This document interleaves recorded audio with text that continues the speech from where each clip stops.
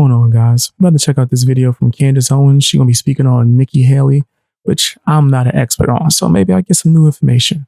Hit the like button, watch more videos after this. Let's go.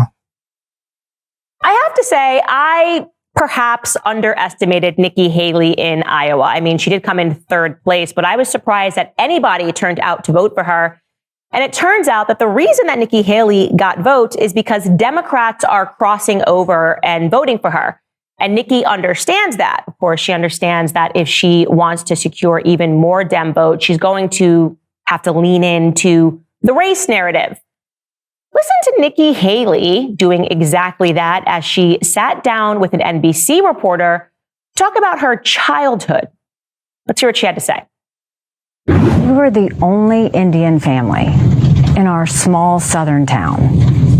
I was teased every day for being brown. So anyone that wants to question it can go back and look at what I've said on how hard it was to grow up in the deep South as a brown girl. That's the Yeah, she's a brown girl now. And a brown girl. Yeah, that's nasty. That's because she's blatantly trying to, like, I guess, put up a bat signal to people of color, I guess, which I'm not really fond of that term, but whatever. Right? People of color, and try to get them to say, hey, vote for me, vote for me. I'm of color too. I got made fun of. And she wants us to believe that she was teased every day in the non-segregated South. Again, she was born in 1972. She graduated high school in 1989, but every day. She's talking like she in the 50s. Talking like she was born in the 50s. Like they was having water hoses spray people. Claims that she was teased because she had brown skin, which is stunning to me because, I mean, I obviously can't claim to know what it was like to grow up in the Jim Crow era. Neither, by the way, can Nikki Haley because she didn't grow up during it. But not even my grandfather, who did, says that he was teased every day. But Nikki was, because apparently she's Indian. And so people were just following her, I guess, and going, "Hi, brown girl, brownie, Pillsbury brown." That sounds crazy. And mind you, I'm a black person who's dark skinned, who has dealt with dark skin jokes my whole life. Wasn't that big of a deal. I'm not using it as a marketing scheme. I joined in on it. In fact, I'm probably the best dark skin roaster in existence. Y'all probably say y'all don't believe me, right? Let's go. I'm so dark I look like under the bed. I'm so dark I gotta eat Tootsie Rolls with white gloves on. I'm so dark I look like I bathed in chocolate. I'm so dark I look like I bathed in charcoal. I'm so dark I don't need a pencil, I just go like this. I'm so dark the difference between me and midnight is 11:59. I could just keep going. There's not a dark skin joke I have not heard. In fact, Dave Chappelle probably ruined my junior high school experience for good. However long I was there. Darkness is all I heard in the hallways. And people get mad when I roast them to oblivion because I was really good at it. Brownie or something like that doesn't really pass the sniff test. Of course, we can't go back to evaluate that statement. We can't say for a fact that it's untrue, even though I'm confident it's a lie. But it doesn't stop just there. She then talks about her experiences as a brown girl not growing up in the segregated South, particularly as it pertains to her memory of participating in a beauty pageant. Take a listen. Saying that I had black friends is a source of pride. Saying that I had white friends is a source of pride. If you want to know what it was like growing up, I was disqualified from a beauty pageant because I wasn't white or black, because they didn't know where to put me. So look, I know the hardships, the pain. I'm trying not to curse, but you tested my patience. Excuse me. They didn't know where to put you, or you didn't know where to put yourself. What are you talking about? What? That sounds so crazy. They didn't know where to put. Well, if I had to guess, I knew exactly where I would have you stand. And when it was separated by race, was this really in the 40s or 50s? Did they do the paper bag test? did man tan come out and do some soft shoe? Like, what? It's crazy. That come with racism. She sounds. Yeah, I have questions. Nikki Haley, just to restate, is saying that she was disqualified from a beauty pageant because they didn't know where to put her. And again, given Candace Owens is beauty pageant ready. I'm just saying.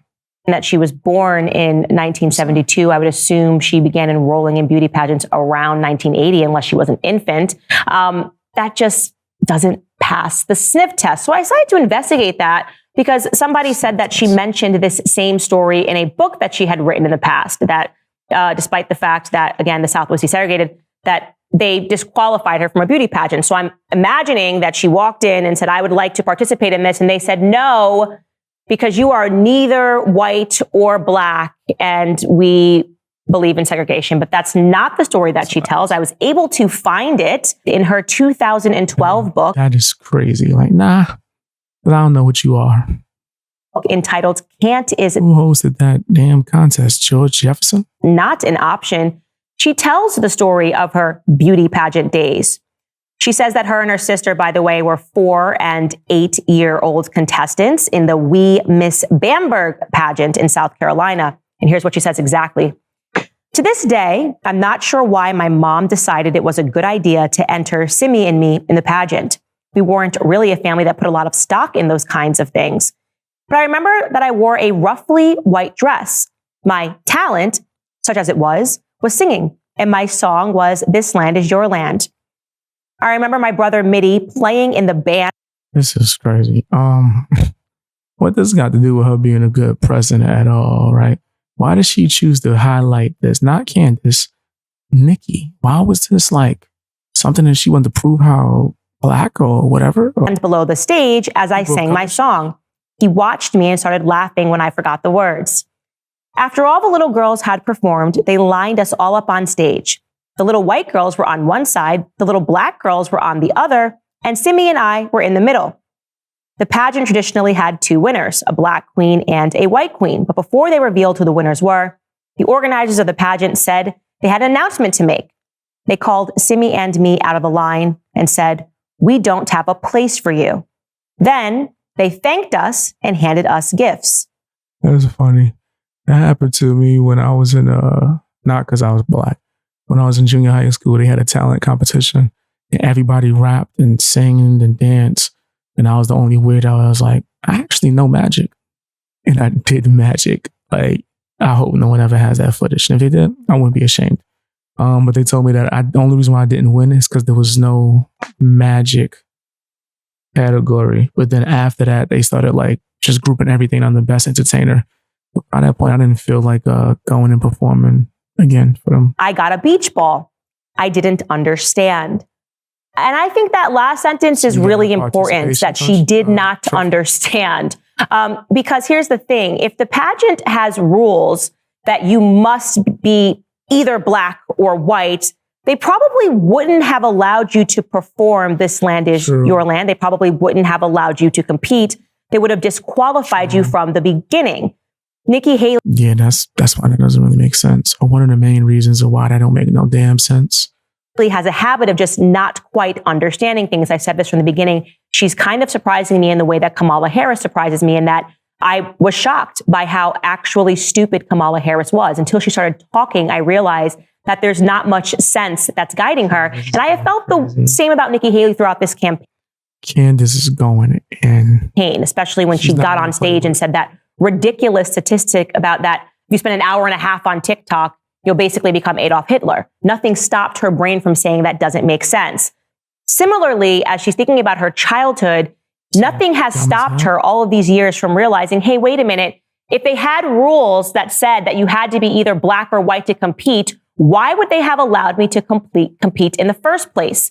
What she's recalling in her head as they didn't allow us to have a place, I think she misunderstood and what really happened was she just didn't place. I think they called out her and her sister from the line because they lost, which would explain. I do think that's what happened. That's why they gave them participation trophies. That makes way more sense. I didn't win because I was black and white. Shut up. Why they gave her a participation trophy, which she describes as a beach ball. She goes on to write, the beach ball was a disqualification gift. What Simi understood, and every adult in that auditorium understood, but I didn't, was that my sister and I didn't fit into either of the categories, black and white, by which the pageant judged the winners. So they didn't tell you that. So that was an assumption. Again, Nikki Haley, that makes entirely no sense. Just your common sense should come on to say that they would have just simply disqualified you from the beginning. Also, I'd like to point out again, she did not grow up in the time of Jim Crow. This particular instance that she's referring to had to take place in the 1980s. And I would also think it's relevant to point out that in 1984, the first mixed race Miss America was crowned, and her name was Vanessa Williams. So I struggle to believe Vanessa Williams, who... That's facts. I don't know why I started looking into like a lot of pageant stuff back in the day. I even looked into the alphabet community pageants. Right? I don't know why I was so terrified to say that. I don't want anybody to take it offensive like I'm trying to disrespect that community. Got nothing but love for y'all, man. Nothing but love. I see y'all in the audience sometimes. But yeah, I watched a lot of documentaries. What was the one called? Paris is Burning? Crazy. Who also was raised in the South. That Vanessa Williams was able to compete and become Miss America, but Nikki Haley, at the age of either 4 or 8, was at the same time, around the same time, being disqualified simply because she was brown. But this is the new Nikki Haley, and you're going to see more and more of this Nikki Haley because, as I said at the beginning, she understands that she now needs to appeal to Democrat voters. She become president? Wow, that's going to be scary. I just heard DeSantis dropped out too. Oh, yo, Trump, please, yo. Please, man, bring it back for the win, bro. Like, you the only hope right now at this point. And I'm not really even a DeSantis fan, but just hearing that everybody else is dropping out is crazy. I'm not talking about the moderate Dems, but I'm talking about far left, who always want an ism, right? They want to believe that you're defying sexism, that you're defying misogyny, that you're defying racism, and that's the reason that they're going to elect you because America needs to see a woman. And now, which unbeknownst to most of us, Nikki Haley is leaning into the fact that she is Indian, and so she wants you to remember her as a brown woman who was disqualified in the post-Jim Crow era from a beauty pageant. Yeah, Nikki, you are lying, but I don't think you intend to do. I actually believe that she is just this dense. All right, guys, now let's talk about the... Yeah, the post-Jim Crow. Yeah, Candace cooked. I'm telling you, Candace be having Cat Williams moments on a regular basis, man. She goes in and fries them up. That's just my personal opinion. I want you guys to tell me what your opinion is down in the comment section. Hit the like button, share the video as well. Watch more videos. Hey guys, hope you enjoyed watching the video. Now, if you have some extra time, can you do me a favor? Check out my music. I rap, I sing, and I make beats. All of that should be linked in the description. Also, if you want to watch me live stream, you can check me out on BX Beast Boy Live. That's another YouTube channel. It should be linked to my homepage. And you can check me out on Twitch and Rumble. I'm streaming on all these platforms, man. Trying to just get out there. Also, if you want to support me, you can sign up for my memberships on my channel, as well as my Patreon for as low as $1. You get exclusive access to a bunch of videos early before you even get it on YouTube, as well as videos that's not ever going to be on YouTube. Stuff that actually got me suspended and banned. It's kind of my anti-cancel culture fund for BX Beast Boy. You know what I mean? And it also helps me get resources for certain video essays and things of that nature. Check that out if you're able to. Follow me on Twitter, follow me on Instagram, and join my Discord if you are able to, man. The link should be somewhere within my description or somewhere on my channel. I would really love to see you there, man. That's where you get a chance to talk to me and the rest of my supporters, man. I appreciate you guys. Bang, gang, out.